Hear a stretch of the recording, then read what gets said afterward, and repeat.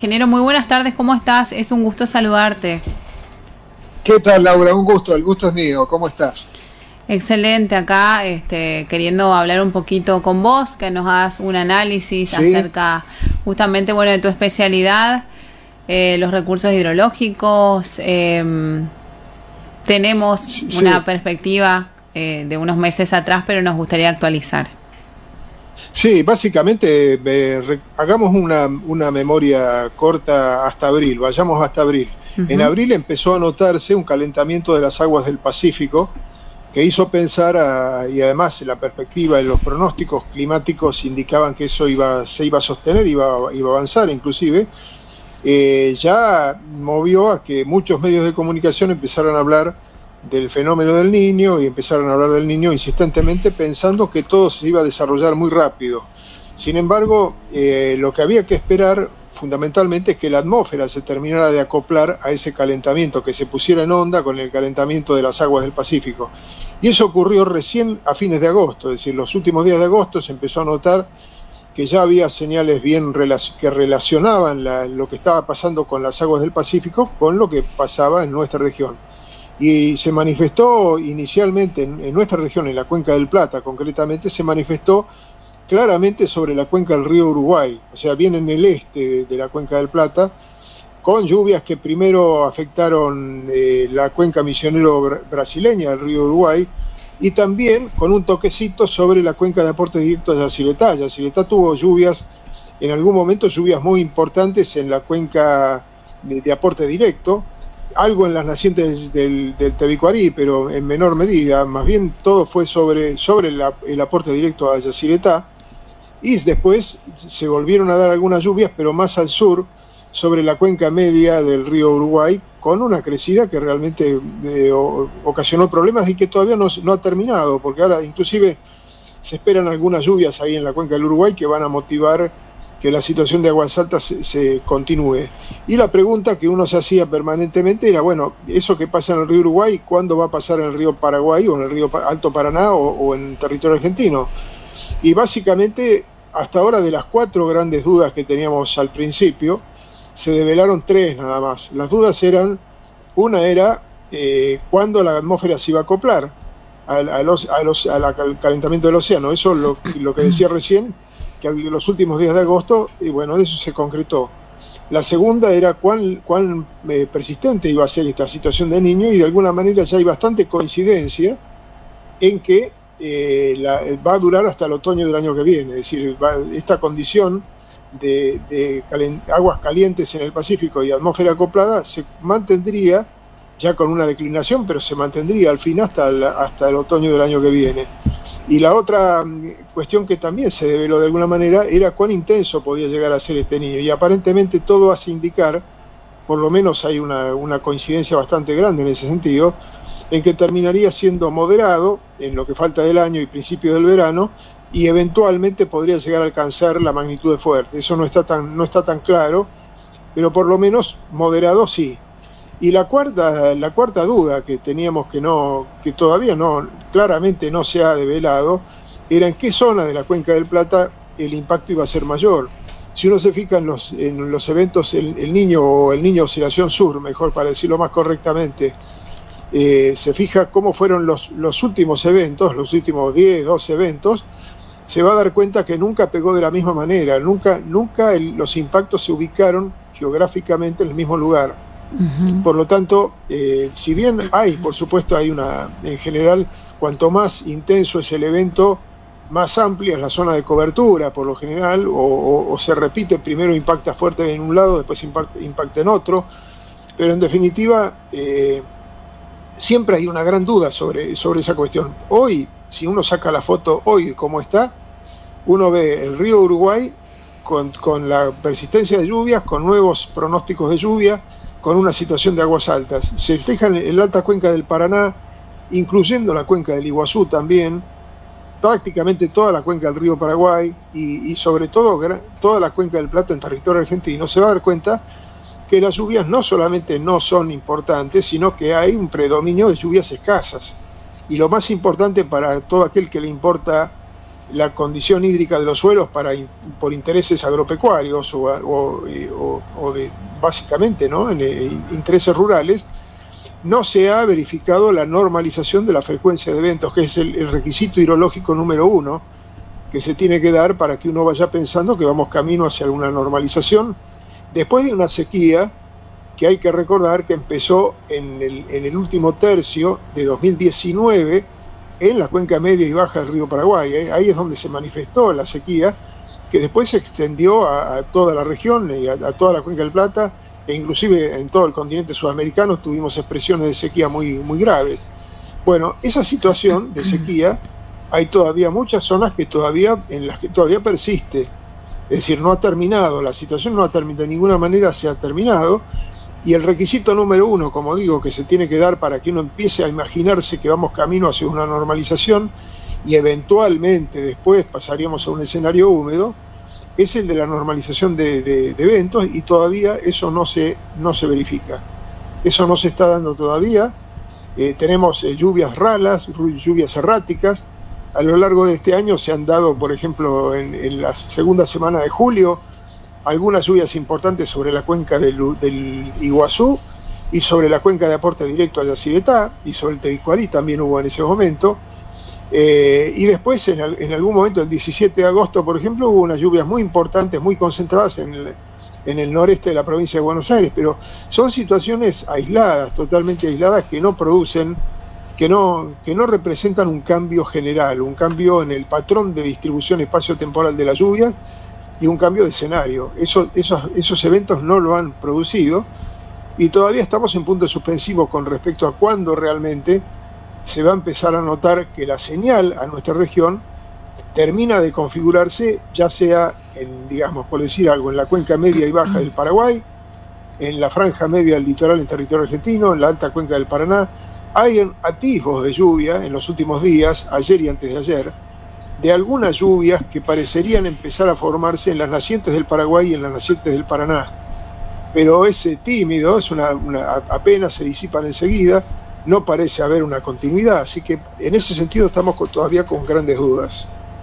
Y eso es en general, Laura, el escenario que estamos viviendo, y que hay que describirlo con cautela, porque en definitiva podemos estar hablando ahora de un escenario que todavía no cambió y que tiene persistencia de sequía y de aguas más bien bajas o medias bajas en el Paraná y en el Paraguay, y podríamos llegar a estar hablando de aquí a algunos meses, digamos en marzo del año que viene, una cosa así, de un escenario decididamente húmedo y de aguas altas. Eso no lo podemos descartar, pero todavía no hay visos de definición en ese sentido.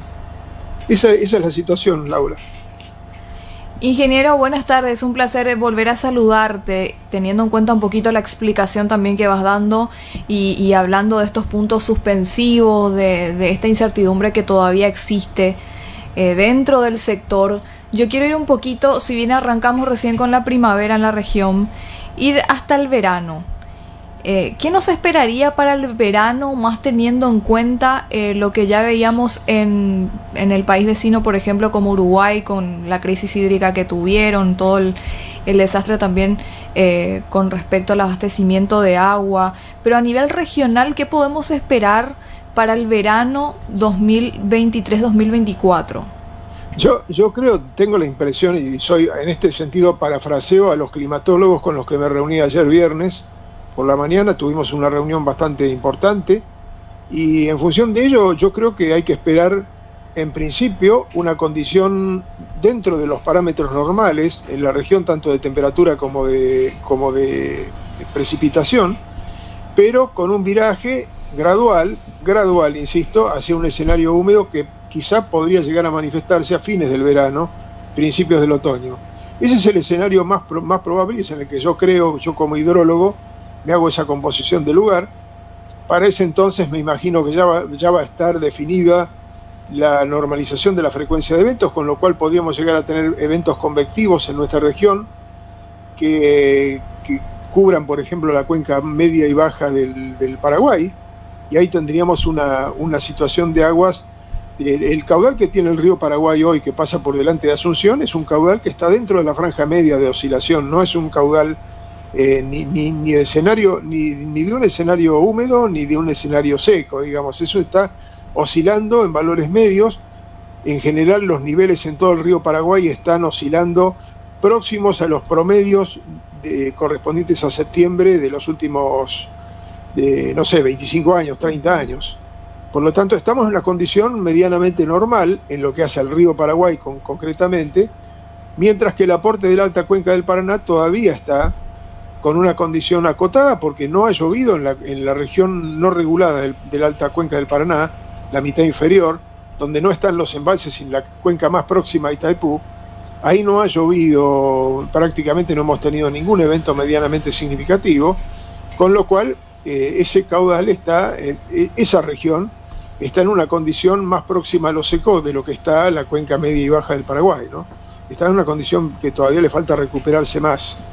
Pero en definitiva, para contestar, Laura, con respecto al verano, la composición del lugar que yo me hago es que debería esperarse una evolución gradual en lo que falta en la primavera, esta primavera que estamos viviendo, y en gran parte del verano, una evolución gradual de la situación actual hacia un escenario húmedo en el que se vea, al final, en ese escenario húmedo, no solamente tengamos una recuperación fluvial y tengamos ríos en aguas altas, sino que además tengamos los afluentes. No digo el Tebicuarico, seguramente el Tebicuari lo va a tener, pero el Pilcomayo inferior, el Bermejo inferior, el Tapenagá, los ríos en territorio argentino afluentes al río Paraná, también estarían en una condición de aguas más altas de las que tienen ahora, que en general la mayoría de esos ríos están totalmente deprimidos, están con niveles y caudales bajísimos, y bueno, ya parece entonces, insisto, para hacia fines del verano, me hago la idea que ya van a estar en un escenario, digamos, de aguas medias a altas o altas definitivamente. Entendemos. Ingeniero, entonces podríamos decir que se está manifestando un niño bastante tímido a estas alturas, o es normal, digamos. Porque te acordás que hablamos de una niña que no se quería ir, una niña rebelde que nunca se quería ir, claro. Que hablamos meses y meses, ahora un niño tímido que no se estaba manifestando como estaban calculando. Me parece una excelente carátula esa del niño tímido, porque es lo que nos hace pensar. Pensemos que desde abril estábamos diciendo, bueno, a ver dónde va a empezar a impactar desde abril, estamos en septiembre, terminando septiembre, obviamente es tímido, no se termina de definir, no termina de decirnos dónde va a pegar más, pero ya está claro que estamos en un niño y que además ese niño va a ser persistente, podría llegar a configurarse como un niño moderado o eventualmente fuerte, y con una atmósfera que ya está mostrando que la señal llega a nuestra región, claramente llega, hay que ver dónde se termina manifestando, pero llega. Nosotros en Argentina tenemos todavía estamos poniendo velas porque llueva un poco más, es la región más productiva de la Argentina. Si uno se fija dónde está la región más productiva de la Argentina, es la llamada zona núcleo, que es básicamente el noroeste de la provincia de Buenos Aires, el sur de Santa Fe, el sudeste de Córdoba, el noroeste de La Pampa. Hay toda una región, una zona caracterizada por llanura, que es la zona más productiva, agrícola, más productiva de la Argentina. Bueno, esa zona es donde se concentró la mayor sequía, la más persistente, la más dura, la más severa, y en esa región todavía tenemos signos claros de sequía, todavía persiste la sequía, y es ahí donde necesitamos que las lluvias empiecen a tener un régimen más normal, una frecuencia de eventos más normal, que empiece a hacer que la condición hídrica de los suelos vaya recuperando su normalidad y termine antes de que tengamos inundaciones, tengamos una condición de los suelos favorable a la actividad agrícola, ¿no? Ingeniero, yo justamente hablaba el otro día con un productor argentino y él me decía justamente esto que vos estás mencionando también, y en modo de chiste me decía que estaban por matar los productores a los climatólogos allá porque no estaba lloviendo y decían que iba a llover, no llovía, estaban pasando bastante mal, al menos el sector productivo en ciertas zonas del país estaba como que pasándola bastante negra. Bueno, yo tengo la suerte de no ser climatólogo. Yo corro la fase. Yo soy te hidrólogo. salvaste. Por lo tanto yo quedo muy elegante con interpretar a los climatólogos, decirlo de la mejor manera, y después los pobres climatólogos son los que sufren el castigo. La verdad sea dicha que la variabilidad climática regional es un desafío permanente, es terrible porque nos ha mostrado, si uno mira para atrás y se fija lo que ha pasado en los últimos 10 o 12 años, y fueron sorpresas permanentes, pero porque está potenciada la variabilidad climática, el clima está alterado, no hay ninguna duda. Pensemos que, Laura, que yo 25 años atrás, o quizás 30 años atrás, 30 años digamos, yo era muy reacio a aceptar la cuestión del cambio climático, era muy escéptico, me molestaba mucho que se hablara tanto de cambio climático, porque hablaba mucha gente que en realidad no tenía mucho conocimiento sobre el tema, entonces lo rechazaba. Pero finalmente, en los últimos años, esta variabilidad climática tan alterada me hizo ver que efectivamente algo estaba pasando, no se podía ignorar. Por lo tanto, la variabilidad climática potenciada que vivimos es la manifestación más evidente de ese cambio climático al que yo me resistía a aceptar tiempo atrás y que ya tengo que aceptarlo claramente. Y es un hecho, y además, como digo, tiene una energía tremenda que hace que el horizonte de prospección del clima es muy corto. En este caso, yo me animo a hablar al principio del otoño del año que viene. Es una arriesgada visión de mi parte, es el escenario en que yo más creo, claramente, pero si las cosas fueran normales, seguramente el horizonte que yo consideraría para cualquier interpretación hidrológica de lo que pasa con el clima no iría más allá de los 3 meses, sería a lo sumo 3 meses. Me quedaría cortito ahí, con mucha precaución y con mucha cautela. En este caso, como hay un gran consenso que el niño oscilación sur va a ser persistente de aquí al otoño del año que viene, y que ya se perfila y está bien definido como un moderado, eventualmente a fuerte, y bueno, que uno está obligado en realidad a hacer una composición del lugar de que puede pasar de aquí hasta principios del otoño, ¿no? Básicamente es eso. Ingeniero, acá nos llega también una pregunta al WhatsApp que queremos compartirte, a ver si vos también podrías despejar un poquito dudas. Dice, el río Amazonas está con bajo nivel por falta de lluvias. ¿Esto se podría reflejar en el Pantanal? Esa es la pregunta que nos mandan por WhatsApp. Si bien no hay son cuencas separadas, el Amazonas va para un lado, el Pantanal viene para acá, digamos que están separadas, pero ahí climáticamente hay la tensión está concentrada básicamente ahí. Pensemos que cuando volvamos a abril, cuando se empezó a hablar del Niño, nosotros teníamos reuniones entre países, la Argentina con Paraguay, Paraguay con Brasil, Brasil con la Argentina, en el ámbito del SIC, de la Cuenca del Plata, permanentemente, y compartíamos las visiones que teníamos con respecto al futuro climático, de alguna manera, o al horizonte climático.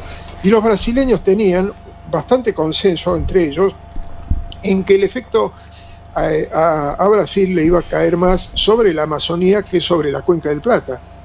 En la Cuenca del Plata, si me guío por lo que está pasando en la Cuenca del Plata, de alguna manera tienen razón, pero no del todo, porque tampoco está lloviendo en la Amazonía. Así que volvemos de nuevo a las grandes dudas. Se me ocurre que si este evento ENSO se confirma como persistente y se confirma como moderado y eventualmente fuerte, en las regiones en las que habitualmente el Niño produce lluvias intensas, las va a terminar produciendo. Hay que hacerse a esa idea, y en gran parte de la Amazonía eso va a ocurrir, eso tiene que ocurrir seguramente, y quizá ahí se va a ver quién tenía razón entre los que opinaban en Brasil, quienes decían que iba a llover más en la Amazonía, quienes decían que iba a llover más en la Cuenca del Plata. Se verá quién de los dos tiene más razón. A mí me da la impresión de que gradualmente las lluvias van a venir para acá, pero gradualmente, no va a ser una cosa de golpe, y por eso es que obviamente estamos al pie del cañón todo el tiempo, estamos siguiéndolo, tenemos reuniones permanentemente, pero así como yo me quejo de la variabilidad climática potenciada, yo creo que no debe haber un solo climatólogo o un solo hidrólogo en el continente sudamericano que no esté también preocupado por lo mismo y que esté pensando cómo se va a manifestar esta vez, tratando de definir su propio escenario a varios meses para adelante. Eso es complicado. Ujú, ok. Bueno, ingeniero, realmente como